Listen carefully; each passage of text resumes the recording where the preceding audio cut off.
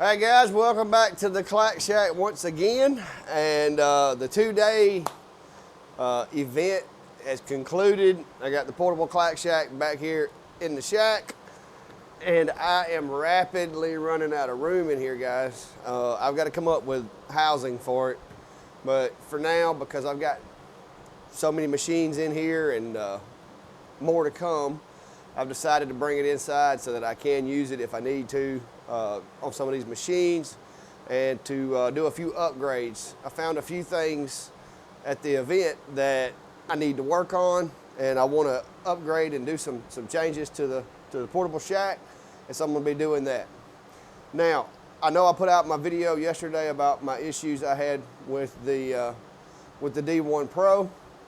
And I would love to come back today, guys, and Fluffy, you're gonna have to quit, baby. I would love to come back today and tell you that everything went smoother today, but that would be a lie, okay? The good news is I did fix the issue that I was having with the with my out of bounds with the limit switches. I didn't have any limit switch issues today. However, and it took me hooking this thing up to Xtool software to figure this out, but the flame sensor just continuously activated and shut the machine down. So I'm gonna go over what I've done, what I've found, what kind of precautions I've taken, what I've tried to do to correct the issue, and then once I've complete adjusting everything and cleaning the machine, I'm gonna put it back in the enclosure and test it and see if it's fixed, because it went offline today and would not function at all. And the only way I was able to finally get it to work after I had to get my old trusty D1, I had to use it for a while until I could get a break, because it was a really busy day at the event today. I didn't have time to be troubleshooting the machine. I tried to turn off the flame detection completely so that I could just get through the day. And that's a bone I got to pick with Xtool on that. You cannot turn it off. You can only turn it down. So stick around for a minute. I'll be back, and I'll kind of air my grievances, and we'll try to get this thing back up and going to its optimal performance.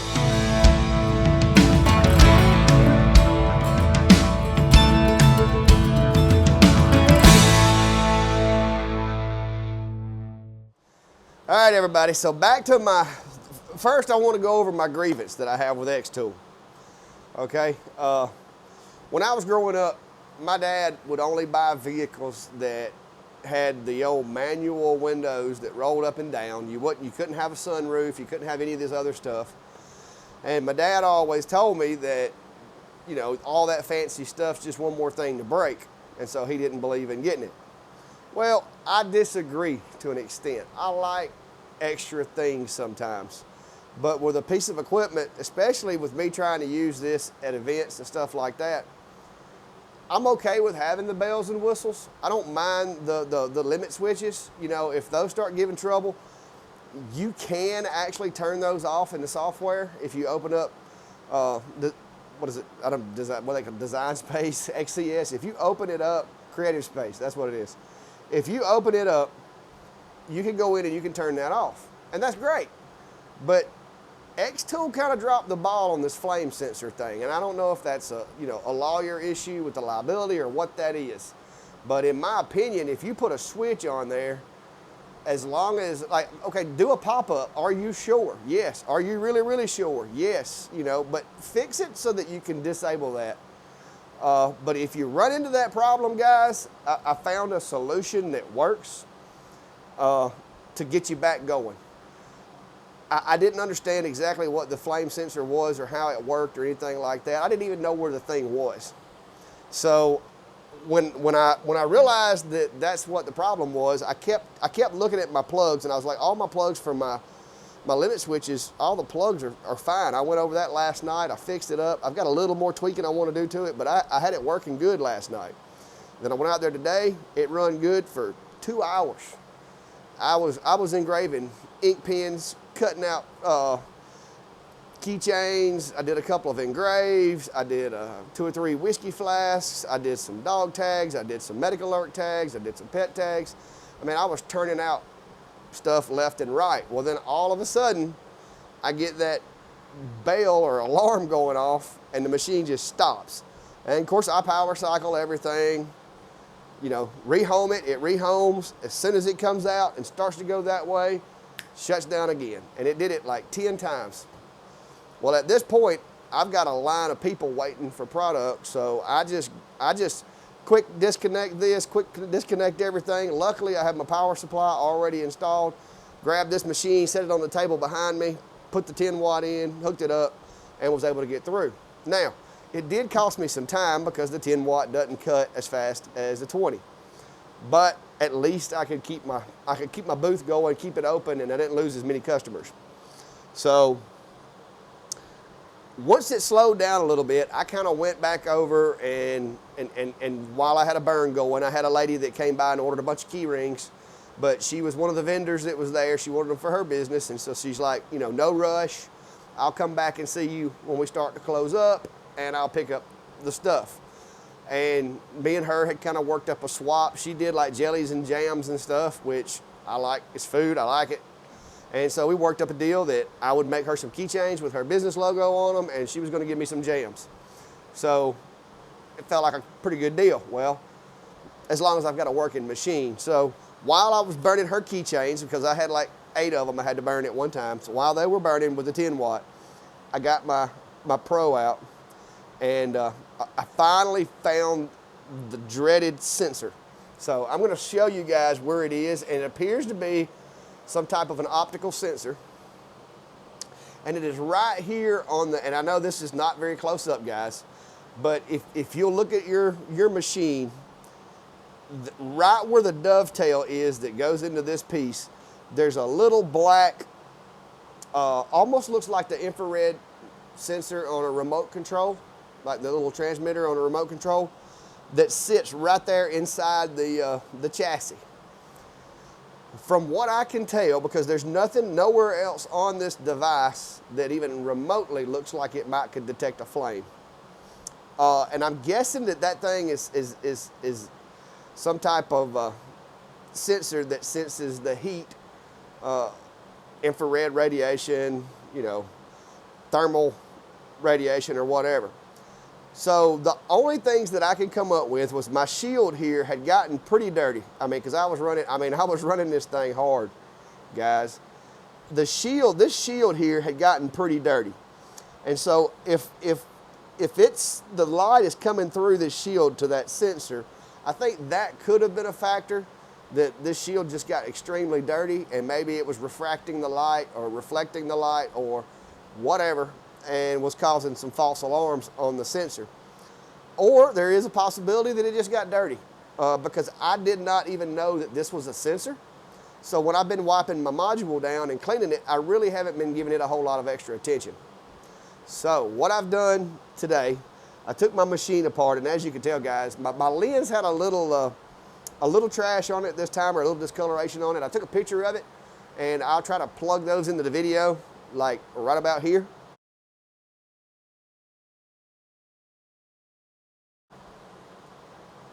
And that's a before and an after image of what the actual outer lens looked like when I took this thing apart.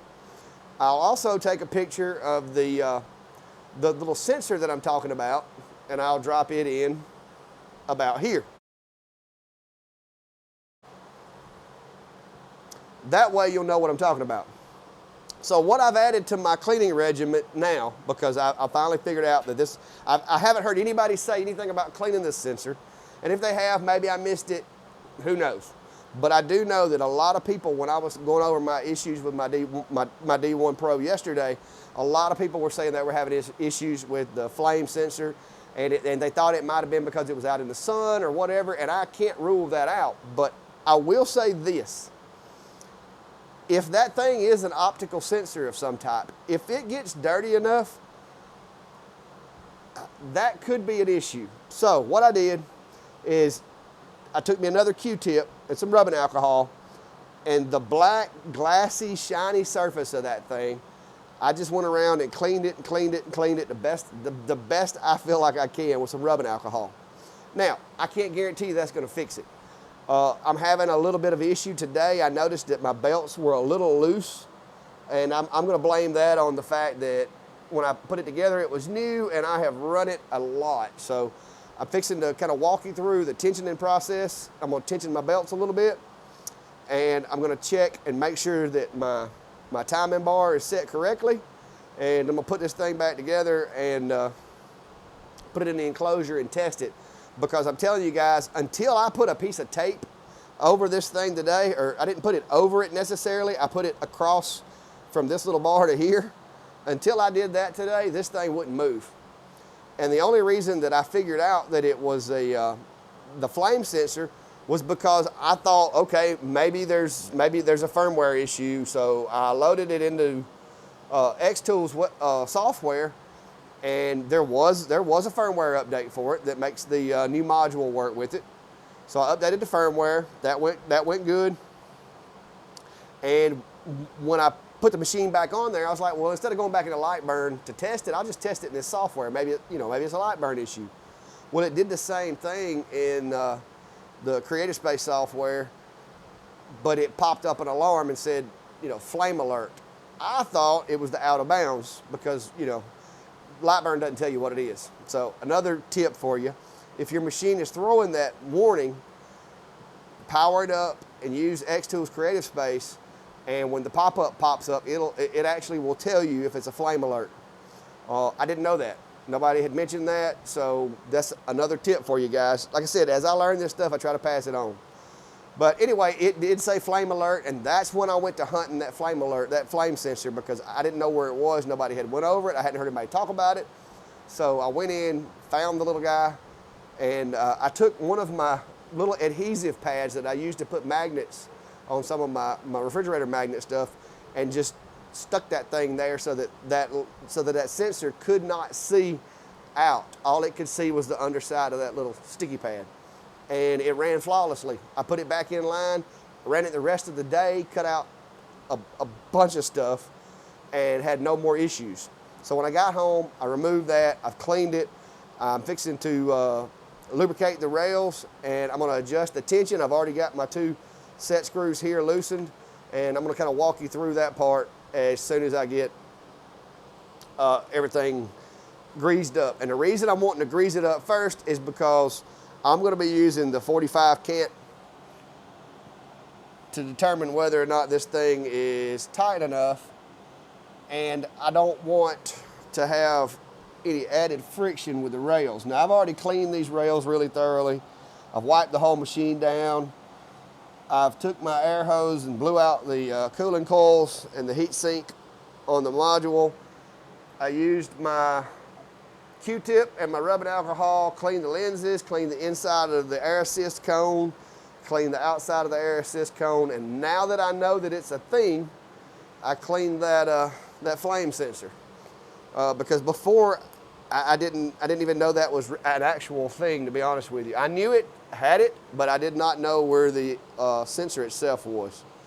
So now that I've located that guy, on my Pro, I will be cleaning it with a Q-tip, just like I do the outer lens every time I clean my machine, just to make sure that's not the problem. Because in Xtools' defense, even though I still think it should have a kill switch to where you can cut that guy off, I did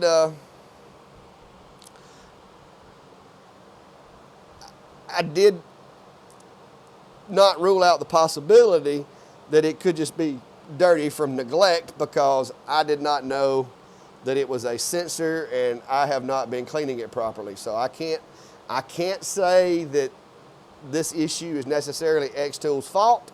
However, I do think that two options here.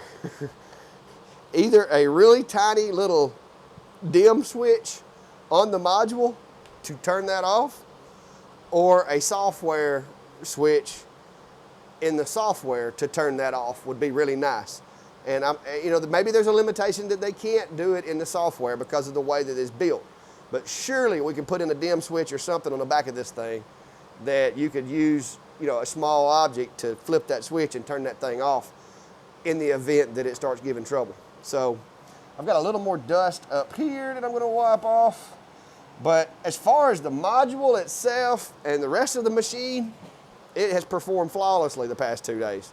But these sensors have drove me bonkers to the point to where I was like, maybe I should have just got me a 20-watt module and a standard D1. But we're gonna get through it, guys. I'm sure, hopefully, Xtool will realize that having the sensors is a good thing, but there are times that, you know, you need to be able to turn that guy off. And like I said, put the liability on the person that's doing it. You know, put those little boxes up there that says, are you sure? Are you certain? You could burn your house down. Are you sure? Put it on them. But that would be very helpful, because it was driving me crazy today, and there was nothing I could do about it except use a little bit of my redneck engineering and hide that sensor once I located the guy. So here's what I'm looking at. The machine, I noticed it when I got it out of the enclosure the last time. If you look right there, it's starting to creep already. It's starting to slide. So I think my belts are just a touch loose. So what I'm gonna do is I'm gonna tension those up a little bit. But before I do, I'm gonna chop the video so that my camera doesn't get angry and cut off after 20 minutes. All right, guys. So there's 2 screws on the outside of this frame in case you don't know, or in case you didn't put your machine together, or in case you just forgot. There's 2 screws that you have to loosen first. All right, I've got my machine to where both of these tensioners are the same distance from the frame on both sides. I do that when I put the machine together. I take a caliper and I measure it. So these screws are threaded the same. So whatever turn I do on this side, I have to do on this side to maintain that equal tension. So that's what I'm gonna be doing, guys. And the way that I'm gonna do that, I'm gonna show you a little cheat.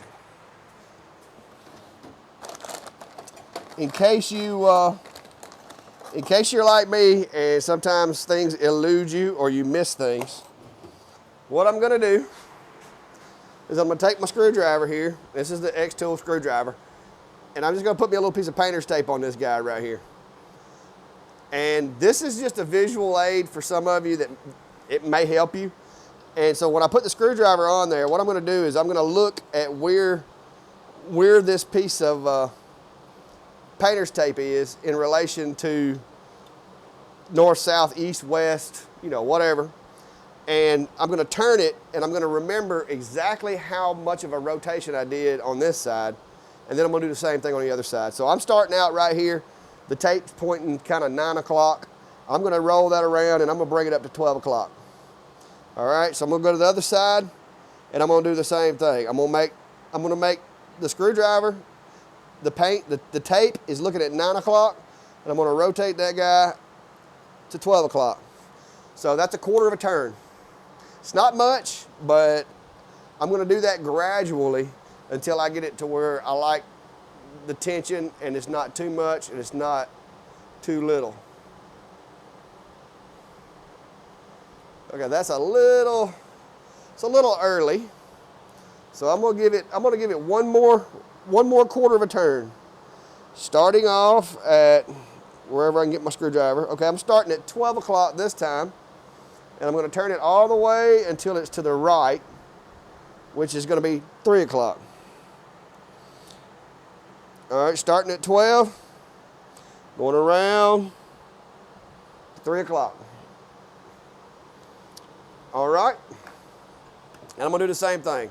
Just gonna pull this up. Okay, it's a little stiffer now. There we go. Okay, that's very close. We'll give it one more quarter. All right, I'm gonna start out this time because it works out. I'm gonna start out at 3 o'clock and I'm gonna turn it around to 6, which means my tape's gonna go to the bottom. All right, going around to 6.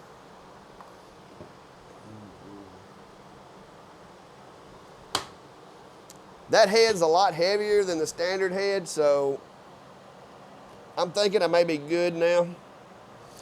It doesn't want to move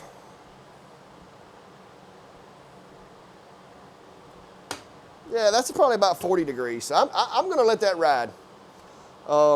This head's pretty heavy, so I'm gonna call that good enough. All right, once you get these two screws, like I said, I calibrated this with my caliber when I first put the machine together. So I know that this gap was the same between the tensioner and the back of the machine. So as long as I turn those exactly the same number or very, very close to the same number of rotations, I shouldn't have to check this. So I'm gonna go back and tighten down the set screws that hold it on the side. Now that I've got it tensioned the way I want it. And we're good to go.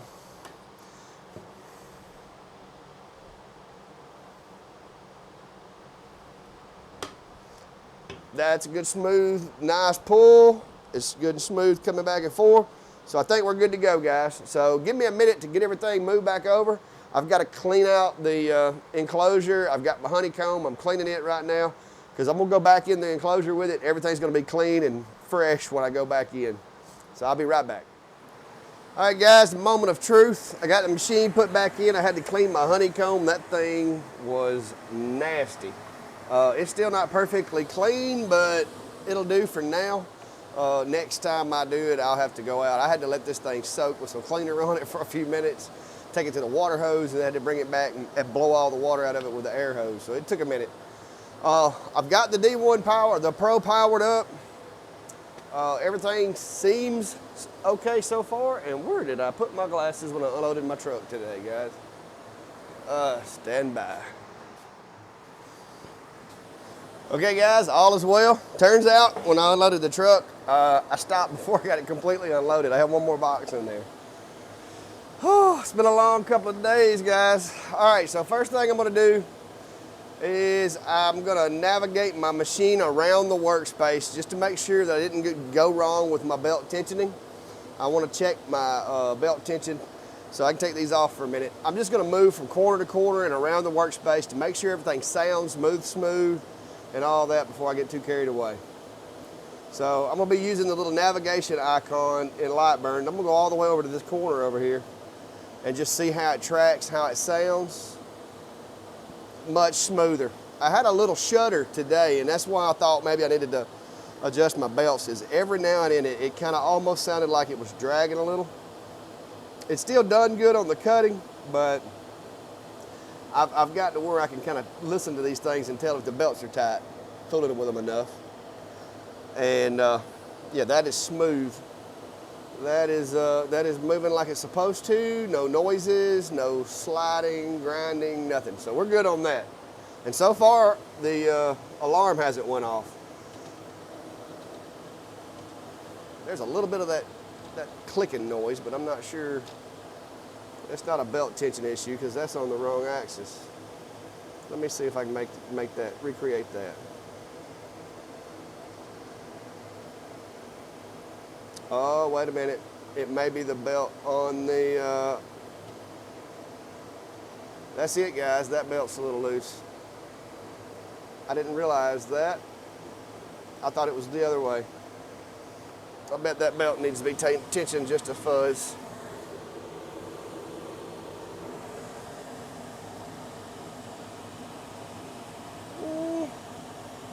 Well, that feels okay. I'm gonna let that ride right now.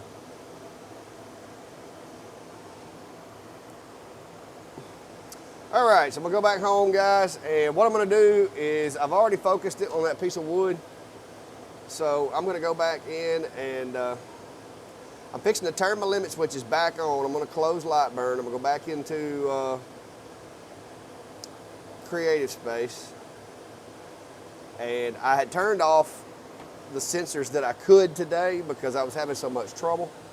And so the way you do that is go into XCS and just pull up your machine. Right beside the machine, there's a little gear wheel. Click on that. Click on working parameters. I'm going to turn the limit switches back on. I'm going to leave that stops when moved. I'm going to leave that off. I don't have a worry of that happening. So, all right. I'm gonna go ahead and just drop a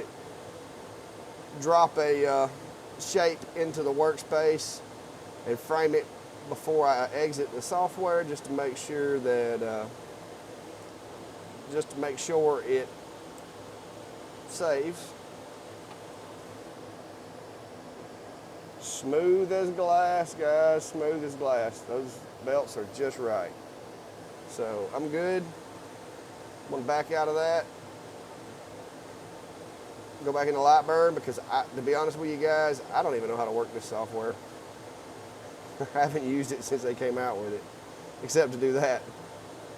So back into my machine. My camera, guys, is gonna be messed up because I had calibrated it for the camera in the portable Kayak Shack. So I'm pretty sure my camera is gonna be, yes, my camera is zoomed way in, so we won't be using that for this demonstration. I'm just gonna throw a little quick shape out there, try to get it in the center of the workspace so that I can hit it. And I'm gonna run a cut and just make sure she's still cutting good and doesn't get any alarms, and we'll call that good. So let me go ahead and frame this. I'm gonna circle frame it just to, man, that framing speed is up there. What happened there? It says it's at 75. That didn't look like 75 to me.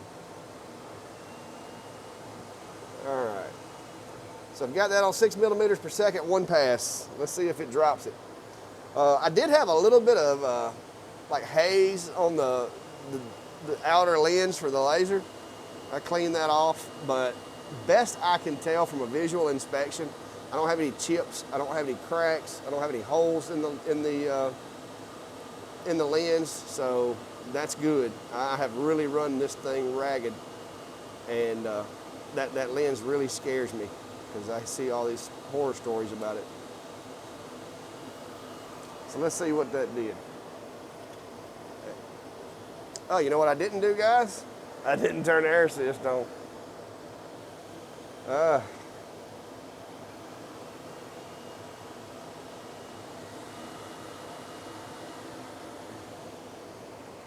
I'm gonna give it 50% air on my new shop air system.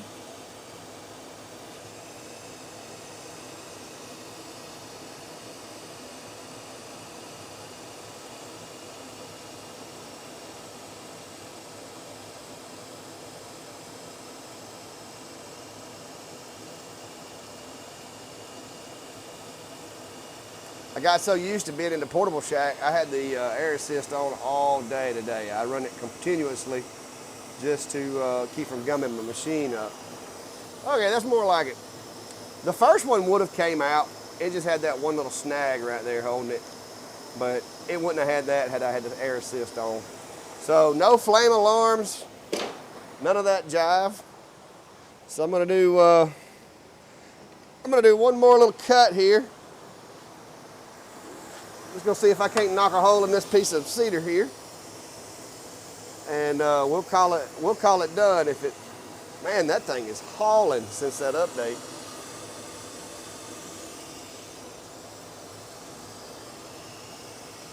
All right, I'm gonna set this because this is some really thick wood. I might need to. Nah, let's try it with one pass, guys. Let's do some testing while we're at it. This is at least a true 1/4-inch piece of cedar. And cedar does smoke a lot, but luckily my vacuum table, even with the lid open, you can see the vacuum table because I just cleaned it. And so all my ports have gotten rid of all that dust. The vacuum table sucks that dust down into the bottom of the table and blows it outside, all that smoke.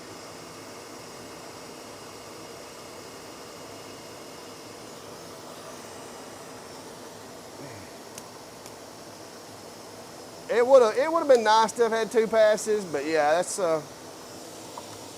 let me see what this is. That's 5.8 millimeter cedar, solid cedar. So I'm gonna call her good, guys. No alarms. So I guess Xtool is off the hook as far as the system being faulty, but I still beg of you, Xtool, beg. Put us a software switch in there so that we can turn off these safety features if we need to. Like I said, you can make us click those RU Shore boxes. And you can throw a nice little illustration of a house burning on there and go, hey, if you do this, your house could burn down. Just whatever you got to do, guys, but give us a switch so we can turn that off if we need to. For all you guys that have the Pro, I would recommend, after what I'm seeing here, because I'm telling you, this thing would not function until I put that piece of adhesive foam in the way of that sensor. So my recommendations, guys, if you start having trouble with the flame alert, I know some of you say that when you go outside it does it. Some people say in certain lighting conditions it does it. Make sure you clean the shroud, the lens, the protective lens on the module, clean it really well, and take you a Q-tip and some rubbing alcohol and clean that little black shiny surface on that sensor. That's all I did to this, but I am telling you, it would not operate earlier today until I covered that sensor to where it couldn't see out. So that was definitely the issue I was having today. Xtool's Creative Space kept throwing the flame alert little danger icon up on the screen. So I know that was the sensor being triggered today. Yesterday, I can't say for sure. It could have been this the whole time. I think I had both issues going on because, like I said, yesterday I wiggled the wires on the limit switches and it started back working. And if it was the flame sensor like it was today, I don't think that would have got me back going. So, but just another tip, guys, from the Clack Shack. I like my 20 watt D1 Pro. I'm not knocking it. Don't take that the wrong way. I think Xtool makes a nice product for what I do. It fits, it works. Obviously, I've got two of them. I spent $1,200 on this one. I mean, I like the machine, but just like with anything else, I'm a Ford guy too, and some of the things that Ford does with trucks, I don't agree with. I think they should either, like, one thing for instance is my work truck. You stop at a red light, it cuts off, and every time you get in, you have to hit a button to disable that. Those are just little things that bother me, and I think adding a switch, whether it be a wired switch, like a little dip switch somewhere on the back of the module that you have to reach in there and flip, or by adding a software switch to where you can deactivate that flame sensor, I think that would be a big help in case you're, like I was, at an event and you're trying to use this machine the way that Xtool wants you to, because they talk about in their lives how they want you to be able to be a creator and make money with your machine. But I think they kind of missed the boat on, if you're going to make a machine for people to use to make money, try to make it as bulletproof as you can. And I understand, you know, disabling sensors is not ideal, but when you're like me, if I hadn't have had my 10 watt with me, guys, it would have ruined my entire weekend. Like, I wouldn't have been able to do anything. But luckily, I have two machines. I had the 10 watt with me. It doesn't have all those sensors, and that thing is trashed right now. It is nasty. I'm fixing to go clean it now that I got this one cleaned and back in place, and try to get it cleaned and put back in its housing. So I'm gonna try to do some videos, guys. I've got that new machine, and I've been wanting to play with it for the past 2 days. I haven't been able, but hopefully within the next day or two, I'll get a chance to do that. But add this, please add this sensor to your cleaning regimen. I honestly think that was the problem. My only gripe was that I couldn't deactivate the system, that I had to physically take a piece of tape and conceal that sensor in order to get my machine to work. That was a little frustrating. But anyway, guys, if you hadn't already, please hit the subscribe button. I'm on that trek to try to get to 5,000. I know I keep setting milestones and I keep pushing, I keep asking. I'm not one of those that's gonna beg and beg and beg, but it helps. I mean, it really does. It helps my confidence. It helps with some of the equipment that I get in when these guys look at my channel. And I just think it's awesome too. So if you haven't already, by all means, hit the subscribe button. You can check out my t-shirt shop. I got that up and going, and not that, you know, maybe you don't want to wear one, or maybe you do, but I think they're cool shirts. I'm working on a couple of other designs. I know this one's just kind of like, it's more for me, but I'm working on some little phrases or some designs that maybe it'll be something that would be nice and kind of cool to wear to like a craft show or something like that, to kind of let other people know that you're a laser guy or girl, or, you know, whatever. But anyway, we'll get to that later, And like I said, I'm gonna cut this video off and go ahead and get my 10 watt cleaned up and give it a little bit of extra love for bailing me out of a tight spot in the past 2 days, and try to get it back in its enclosure so it's nice and safe and can go to bed for tonight. So thanks for coming by, guys, and have a good day.